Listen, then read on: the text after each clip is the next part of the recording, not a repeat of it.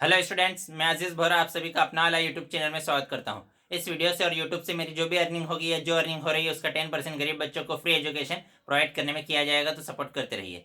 तो आज हम 9th क्लास का चैप्टर नंबर साइंस का चैप्टर नंबर 10 स्टार्ट करेंगे, जो फिजिक्स का पोर्शन है। Chapter number 10 gravitation. इस चैप्टर को स्टार्ट करने से पहले अगर अभी तक आप लोगों ने हमारे चैनल को सब्सक्राइब नहीं किया है तो चैनल को सब्सक्राइब कर लीजिए, बेल आइकन को भी प्रेस कर दीजिएगा ताकि नए वीडियोस की नोटिफिकेशन समय पर मिलते रहे। और अगर ये वीडियो पसंद आए तो लाइक कीजिएगा, अपने दोस्तों के साथ भी शेयर कर दीजिएगा, पसंद ना आए तो डिसलाइक कर दीजिएगा। और अगर इस वीडियो से रिलेटेड आपको कोई डाउट हो तो डाउट कमेंट में आप हमसे पूछ सकते हैं, कोई सजेशन हो तो भी कमेंट कर सकते हैं। तो इस वीडियो में मैं ग्रेविटेशन को बहुत ही ईजी वे में बहुत ही अच्छे से एक्सप्लेन करने वाला हूँ, इसलिए इस वीडियो को पूरा देखिएगा। और मेरा माइक खराब हो गया है, इसलिए थोड़ा सा आवाज़ थोड़ी सी एवरेज हो सकती है, तो आवाज़ में आप थोड़ा सा एडजस्ट कर लीजिएगा। नया माइक बहुत ही जल्दी आ जाएगा। तो क्या है आज का हमारा टॉपिक? आज का हमारा टॉपिक है ग्रेविटेशन। तो हमने चैप्टर नंबर 8 और 9 में क्या पढ़ा था? चैप्टर नंबर 8 में पढ़ा था motion motion of an object. कोई ऑब्जेक्ट का किस टाइप से मोशन करता है, वो चैप्टर नंबर 8 में पढ़ा था। और चैप्टर नंबर 9 में हमने फोर्स पढ़ा था as the cause of motion. हमें पता है कि अगर कोई भी ऑब्जेक्ट क्या कर रहा है, मोशन कर रहा है। कोई भी ऑब्जेक्ट है वो क्या कर रहा है, अगर मोशन कर रहा है इन अ स्ट्रेट लाइन, तो अगर इस ऑब्जेक्ट का हमें क्या करना है, स्पीड को चेंज करना है। इस ऑब्जेक्ट की अगर स्पीड को चेंज करना है या इसका जो मोशन है उसकी डायरेक्शन को चेंज करना है, तो डायरेक्शन को चेंज करने के लिए, इसकी स्पीड को चेंज करने के लिए हमें किसकी रिक्वायरमेंट रहेगी? हमें फोर्स की रिक्वायरमेंट रहेगी। बिना फोर्स के हम किसी ऑब्जेक्ट की डायरेक्शन को चेंज नहीं कर सकते, बिना फोर्स के उसकी स्पीड को चेंज नहीं कर सकते। अब हमने देखा है कि कभी भी अगर कोई ऑब्जेक्ट है वो अगर हाइट से ड्रॉप करते हैं, किसी भी ऑब्जेक्ट को अगर हम क्या करते हैं, हाइट से ड्रॉप करते हैं, तो हमेशा जाता है टुवर्ड्स अर्थ। अर्थ की तरफ डाउनवर्ड डायरेक्शन में वो क्या करता है, मोशन करता है। तो वो ऑब्जेक्ट अर्थ की तरफ डाउनवर्ड डायरेक्शन में क्यों मोशन करता है? कोई जो प्लैनेट्स है, प्लैनेट सन के अराउंड क्या करते हैं, मोशन करते हैं। ये सपोज करो ये हमारा क्या है, सन है। तो जो प्लैनेट्स है वो क्या करते हैं, सन के अराउंड। यहाँ पर ये अगर कोई प्लैनेट है, सपोज करो ये अर्थ है, तो प्लैनेट जो है वो क्या करते हैं, सन के अराउंड मोशन करते हैं। और जो मून है, मून क्या करता है, मून ये सपोज करो मून है, तो मून क्या करता है, अर्थ के अराउंड मोशन करता है। तो जो प्लैनेट्स है वो सन के अराउंड क्यों मोशन करते हैं, जो मून है वो अर्थ के अराउंड क्यों मोशन करता है। कोई भी ऑब्जेक्ट है वो अगर हाइट से उसको हम ड्रॉप करते हैं तो डाउनवर्ड डायरेक्शन में ही क्यों जाता है? तो क्या इन सभी पर कोई फोर्स लगता है जिसकी वजह से ऐसा होता है? तो न्यूटन ने कहा कि हाँ, इन पर एक फोर्स लगता है। और इन सभी पर लगने वाला जो फोर्स है वो कैसा फोर्स है, सेम फोर्स है। और वो फोर्स कौन सा है? न्यूटन ने कहा कि वो फोर्स है ग्रेविटेशनल फोर्स। न्यूटन ने क्या कहा कि कोई भी ऑब्जेक्ट हाइट से अगर ड्रॉप करते हो तो डाउनवर्ड जाता है।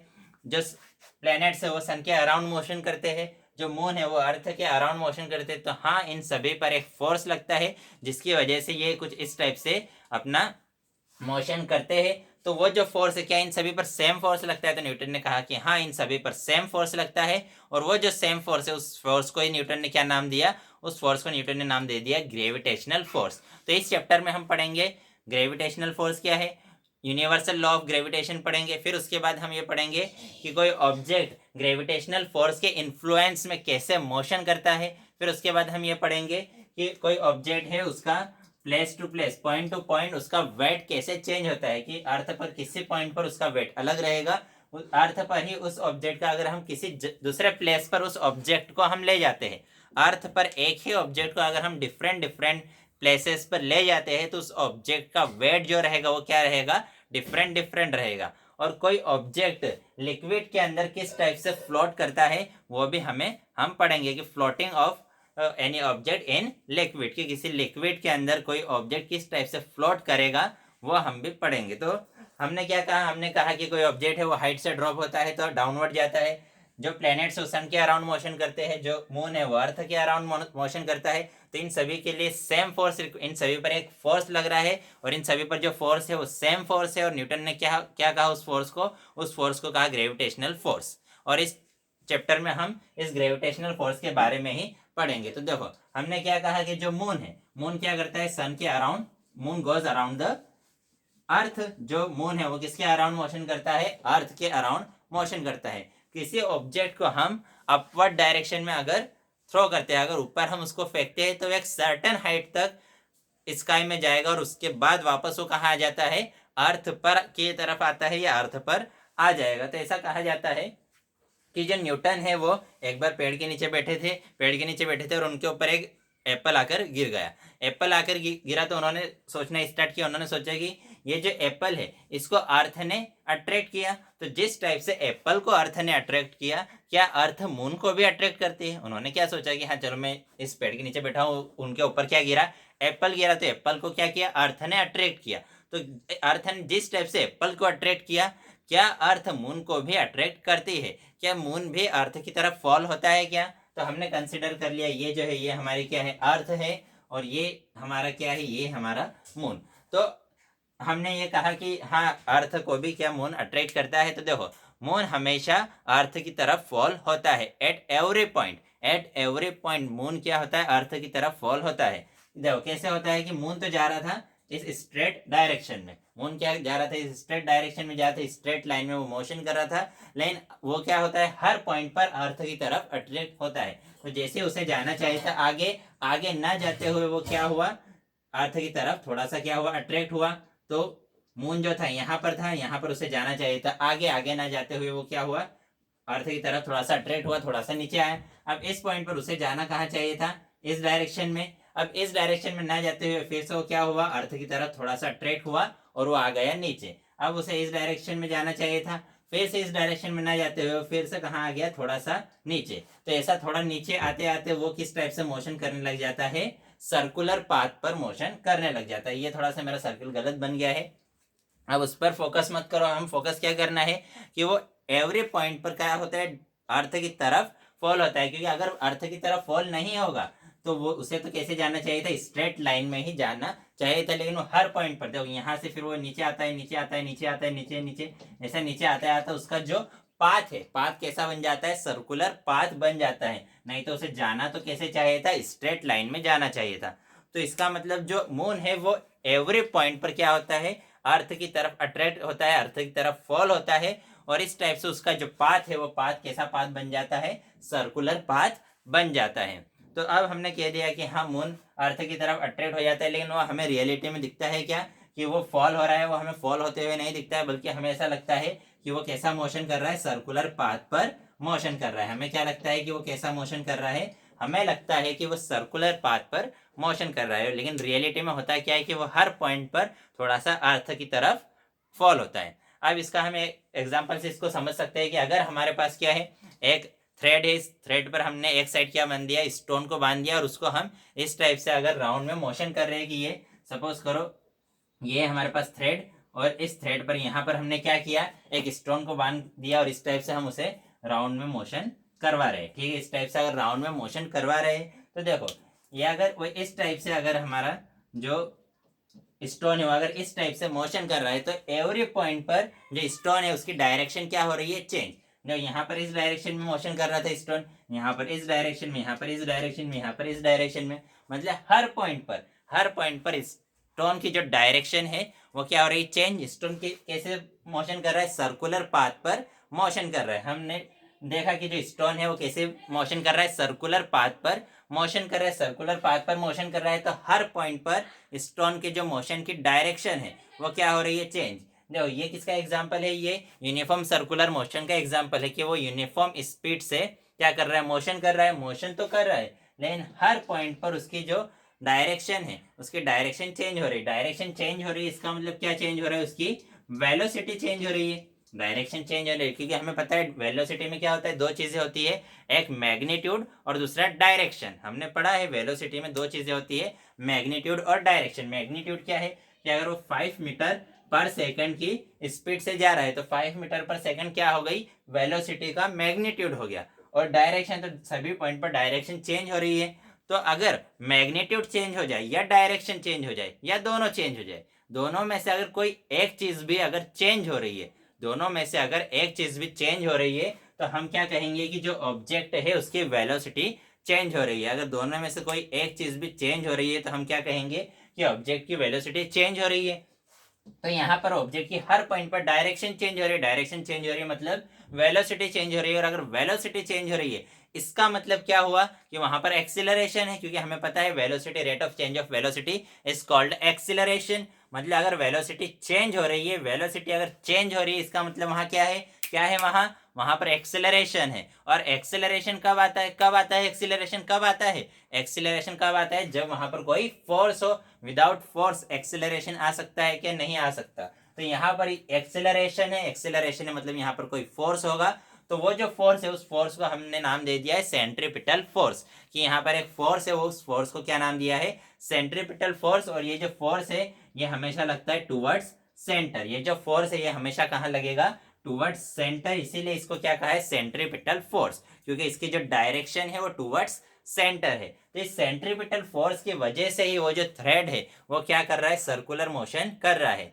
तो देखो हमने क्या किया, थ्रेड को घुमाया, तो जो स्टोन है, स्टोन क्या कर रहा है? स्टोन सर्कुलर मोशन कर रहा है। फिर उसके बाद हमने अगर एक पॉइंट पर क्या किया, स्टोन को हमने थ्रेड को रिलीज कर दिया। सपोज करो स्टोन यहाँ पर आया और यहाँ पर हमने क्या किया, उस थ्रेड को रिलीज कर दिया। अगर थ्रेड को रिलीज कर देंगे तो वो क्या करेगा? स्टोन एक स्ट्रेट लाइन में मोशन करने लगेगा। इसका मतलब जब तक सेंट्रीपिटल फोर्स है तब तक ऑब्जेक्ट सर्कुलर मोशन करता रहेगा। जैसे ही हमने रिलीज किया मतलब हमने सेंट्रीपिटल फोर्स उस पर से हटा दिया। हमने क्या किया? उस पर से सेंट्रीपिटल फोर्स हटा दिया। सेंट्रीपिटल फोर्स हटा तो उसने सर्कुलर मोशन करना बंद कर दिया। उसने कैसा मोशन कर दिया? स्ट्रेट लाइन में मोशन किया। तो अगर कोई भी ऑब्जेक्ट सर्कुलर मोशन कर रहा है और हमें अगर इस पॉइंट पर उसका क्या फाइंड आउट करना है? Direction of motion. कि इस पॉइंट पर कि अगर वो क्या कर रहा है? सर्कुलर मोशन कर रहा है और इस पॉइंट पर हमें फाइंड आउट करना है उसकी डायरेक्शन ऑफ मोशन। तो इस पॉइंट पर हम क्या करेंगे? एक टेंजेंट ड्रॉ करेंगे। उस पॉइंट पर हम क्या करेंगे? एक टेंजेंट ड्रॉ करेंगे। हमें क्या करना है? हमें कोई भी अगर ऑब्जेक्ट क्या कर रहा है? सर्कुलर मोशन कर रहा है और सर्कुलर मोशन में किसी पॉइंट पर उस ऑब्जेक्ट की डायरेक्शन ऑफ मोशन कैलकुलेट करना है। कि ये ऑब्जेक्ट क्या है? ये ऑब्जेक्ट, कोई यहाँ पर एक ऑब्जेक्ट है, वो सर्कुलर मोशन अगर कर रहा है तो सर्कुलर मोशन में हमें उस ऑब्जेक्ट का क्या फाइंड आउट करना है? Direction of motion. की अगर ऑब्जेक्ट यहाँ पर है तो किस डायरेक्शन में मोशन कर रहा है। तो इस पॉइंट पर हम क्या करेंगे? एक टेंजेंट ड्रॉ करेंगे। टेंजेंट क्या होता है? टेंजेंट, ये इस लाइन को अगर मैं नाम दे दूं ए बी सी, तो टेंजेंट का मीनिंग क्या है? कि टेंजेंट एक ऐसी लाइन है जो सर्कल के सिर्फ और सिर्फ एक ही पॉइंट पर क्या करे? टच करती हो। उसे सिर्फ एक ही पॉइंट पर क्या करती हो? टच करती हो। तो उस लाइन को हम क्या कहेंगे? टेंजेंट कहेंगे। जैसे कि अगर ये एक लाइन है तो ये लाइन सर्कल को यहाँ पर भी टच कर रही है और यहाँ पर भी टच कर रही है। तो मतलब ये जो लाइन है ये टेंजेंट नहीं है। टेंजेंट हम किसको कहेंगे? जो सर्कल के सिर्फ और सिर्फ एक ही पॉइंट पर टच करती हो उसे। तो ये जो ए बी सी है, इसमें ये ए बी सी क्या है? एक टेंजेंट है जो सर्कल को सिर्फ और सिर्फ पॉइंट बी पर क्या कर रही है? टच कर रही है। तो इसलिए हम क्या कहेंगे कि अगर इस पॉइंट पर मुझे क्या करना है? उस ऑब्जेक्ट की मोशन की डायरेक्शन फाइंड आउट करनी है। तो यहाँ पर हम क्या करेंगे? एक टेंजेंट ड्रॉ कर देंगे। तो ये टेंजेंट ने हमें बता दिया कि इस पॉइंट पर जो ऑब्जेक्ट है वो इस डायरेक्शन में मोशन कर रहा है। और अगर यहाँ पर हम सेंट्रीपिटल फोर्स हटा दें तो वो ऑब्जेक्ट इसी डायरेक्शन में क्या करने लगेगा? मोशन करने लगा, स्ट्रेट लाइन में मोशन करने लगेगा। इसका मतलब जो मून है, मून भी क्या कर रहा है? मून भी सर्कुलर पाथ पर मोशन कर रहा है। सर्कुलर पाथ पर मोशन कर रहा है अर्थ के अराउंड। सपोज करो यहाँ पर अर्थ है, ये क्या है? हमारी अर्थ है, हमने कंसिडर कर लिया। और ये जो है मून, मून अर्थ के अराउंड सर्कुलर पाथ पर मोशन कर रहा है। इसका मतलब मून पर भी क्या लग रहा है? एक सेंट्रीपिटल फोर्स लग रहा है। अब वो जो सेंट्रीपिटल फोर्स अगर ना होता, अगर यहाँ पर मून पर सेंट्रीपिटल फोर्स ना होता तो मून भी क्या करने लगता है? स्ट्रेट लाइन में मोशन करने लगता। अब हमने क्या कहा कि ठीक है, मून जो है स्ट्रेट सर्कुलर पाथ पर मोशन कर रहा है, तो वो सेंट्रीपिटल फोर्स आया कहाँ से? किसने लगाया सेंट्रीपिटल फोर्स? तो वो जो सेंट्रीपिटल फोर्स है वो आया due to attraction of earth, force of attraction of earth. कि अर्थ क्या कर रही है? मून पर अट्रैक्शन का फोर्स अप्लाई कर रही है। अर्थ क्या कर रही है? मून पर अट्रैक्शन का फोर्स अप्लाई कर रही है। वो जो अट्रैक्शन का फोर्स है वही क्या प्रोवाइड कर रहा है? सेंट्रीपिटल फोर्स प्रोवाइड कर रहा है। सेंट्रीपिटल फोर्स प्रोवाइड कर रहा है, इसीलिए जो मून है वो क्या कर रहा है? सर्कुलर पाथ पर मोशन कर रहा है। ठीक है, फिर हमने क्या कहा कि ठीक है चलो, ये जो अर्थ है, अर्थ ने क्या किया? एप्पल को अट्रैक्ट किया। तो क्या एप्पल भी अर्थ को अट्रैक्ट करता है? ये हमने पढ़ा है Newton third law of motion से। Every action there is equal and opposite reaction. कि अगर एक ऑब्जेक्ट दूसरे ऑब्जेक्ट पर फोर्स लगाएगा तो दूसरा ऑब्जेक्ट भी क्या करेगा? पहले ऑब्जेक्ट पर फोर्स लगाएगा। तो हमने कहा कि अगर ये हमारी अर्थ है, ये अगर हमारा एप्पल है, तो अगर अर्थ ने क्या किया? एप्पल पर फोर्स लगाया, तो क्या एप्पल भी अर्थ पर फोर्स लगाएगा? अगर लगाएगा तो फिर अर्थ हमें हमने न्यूटन तो कहता है कि हाँ भाई लगाएगा, क्योंकि न्यूटन का थर्ड लॉ ऑफ मोशन क्या कहता है, every action there is equal and opposite reaction. कि अगर अर्थ एप्पल पर फोर्स लगा रही है, अर्थ एप्पल को अपनी तरफ अट्रैक्ट कर रही है, तो एप्पल भी क्या करना चाहिए, अर्थ को अपनी तरफ अट्रैक्ट करना चाहिए। इसका मतलब अट्रैक्ट तो कर रहा है। अगर अट्रैक्ट कर रहा है तो फिर अर्थ एप्पल की तरफ अट्रैक्ट क्यों नहीं होती है, एप्पल की तरफ मोशन क्यों नहीं करती है। तो हमें फिर इसी का जवाब न्यूटन के third law second law of motion में मिलता है। इसका जवाब हमें कहाँ मिलेगा, Newton second law of motion. हमने Newton second law of motion में पढ़ा था F is equal to m a. Newton second law of motion में हमने पढ़ा है, क्या पढ़ा है, F is equal to m a. अगर मुझे यहाँ से ए की वैल्यू निकालनी है, m यहाँ पर मल्टीप्लाई में इक्वल टू किधर आकर डिवाइड में हो जाएगा, तो F upon m is equal to कितना आया, a, या यूं कहे a इज इक्वल टू कितना आया, F upon m. a is equal to कितना आ गया हमारे पास, F अपॉन एम। तो ये जो m है ये अपॉन में है और जो a है वो ऊपर है, तो इसका मतलब a और m में कैसा रिलेशन है, इनवर्सली प्रोपोर्शनल का रिलेशन है। दोनों में रिलेशन कैसा है, इनवर्सली प्रोपोर्शनल। इसका मतलब अगर हम m को इंक्रीज करें, m की देखो m है अपॉन में, अगर m की वैल्यू इंक्रीज करें तो a की वैल्यू क्या होगी, डिक्रीज होगी। देखो अगर m की वैल्यू कितनी है, m की वैल्यू अगर 1 है तो a की वैल्यू कितनी हो जाएगी, f के इक्वल। ठीक है, f की वैल्यू सपोज करो 1 है और m की वैल्यू भी 1 है, f की वैल्यू भी 1 है, m की वैल्यू भी 1 है, तो a की वैल्यू कितनी आ जाएगी, 1। अब f की वैल्यू तो अगर 1 ही रहने देते हैं और m की वैल्यू अगर हम कितनी कर दे 2, m की वैल्यू कितनी कर दे 2, तो a की वैल्यू कितनी आ जाएगी 1/2। जब m की वैल्यू 1 थी, m की वैल्यू 1 थी तो a की वैल्यू कितनी आई 1। जब m की वैल्यू 1 थी तो a की वैल्यू कितनी आ गई 1। जब इस m की वैल्यू मैंने कितनी लिख दी 2, f की वैल्यू तो हम चेंज कर ही नहीं रहे, हम किसकी बात कर रहे हैं, m की। कि अगर हम n की वैल्यू कितनी कर दे 2 तो a की वैल्यू कितनी आ गई 1/2। मतलब 1/2, यहाँ पर पहले 1 था और यहाँ पर 1/2, 1/2 1 से तो क्या होता है, छोटा होता है, 1/2 मतलब हाफ, और ये है 1।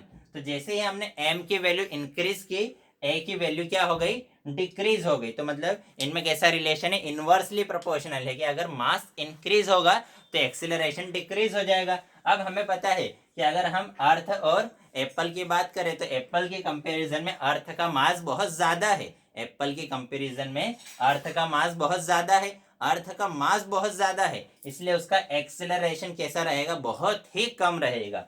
अर्थ का मास मास बहुत ज्यादा तो उसका एक्सेलरेशन बहुत ही कम, अर्थ का एक्सेलरेशन बहुत कम है, या यूं कहे कि नेग्लिजिबल है, क्योंकि उसका मास बहुत ज्यादा है तो अर्थ का एक्सेलरेशन नेग्लिजिबल है। इसलिए अर्थ हमें जो एप्पल है उसकी तरफ मोशन करते हुए नहीं देखती, उसकी तरफ अट्रैक्ट होते हुए नहीं दिखती। यही कॉन्सेप्ट किसके लिए भी है, यही कॉन्सेप्ट अर्थ और मून के लिए भी है, कि अर्थ का जो मास है वो बहुत ज्यादा है, मून का जो मास है वो बहुत कम है, मून का मास बहुत कम है, अर्थ का मास क्या है, बहुत ही ज्यादा है। इसलिए जो मून है वो तो अर्थ की तरफ अट्रैक्ट होने के कारण सर्कुलर मोशन करने लगता है, लेकिन अर्थ का मास बहुत ज्यादा है इसलिए अर्थ मून की तरफ अट्रैक्ट नहीं होती। और यही कॉन्सेप्ट किसके लिए है, इस सन और अर्थ के लिए, कि ये अगर पूरा इतना बड़ा ये क्या है, अगर सन है और ये अर्थ है, तो सन का मास बहुत ज्यादा है, किसकी कंपैरिजन में, अर्थ की कंपैरिजन में सन का मास बहुत ज्यादा है, इसलिए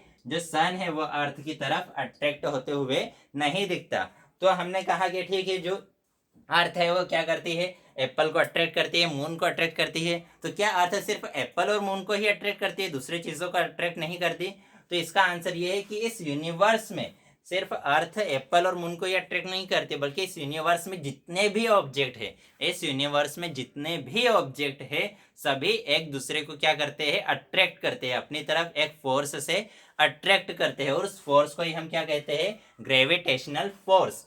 कि सभी इस यूनिवर्स में जितने भी ऑब्जेक्ट है वो सभी एक दूसरे को एक फोर्स से अट्रैक्ट करते हैं, और उस फोर्स को ही हम क्या कहते हैं, ग्रेविटेशनल फोर्स। और नेक्स्ट वीडियो में हम यही पढ़ेंगे कि law of gravitation of force या यूनिवर्सल लॉ ऑफ ग्रेविटेशन, कि ग्रेविटेशन का यूनिवर्सल लॉ क्या है वो नेक्स्ट वीडियो में हम पढ़ेंगे। तो इस वीडियो में हमने क्या कहा, हमने कहा कि अगर कोई भी ऑब्जेक्ट है वो सभी इस यूनिवर्स में जितने भी ऑब्जेक्ट है सभी एक दूसरे को क्या करते हैं, फोर्स से अट्रैक्ट करते हैं। वो फोर्स कौन सा है, कौन सा फोर्स है, वो ग्रेविटेशनल फोर्स है।